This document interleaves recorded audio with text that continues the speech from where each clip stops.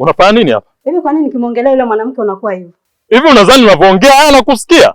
Alafu mke wangu, sisi kuongelea mazingira haya bwana. Naomba unisikilize. Naenda kupika. Na siku nyingine sitaki unikere. Katika watu ambao nawachukia ni wewe mwanamke. Nimekufa au bado nipo duniani?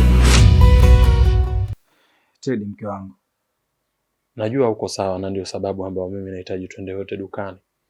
Kwa sababu unajua tunapopita huko tunaangalia maua, miti, and something unajua.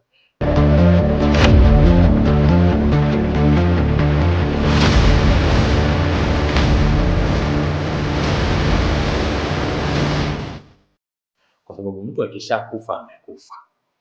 Inawezekana vipi kumuona akiwa? Mimi ni nani?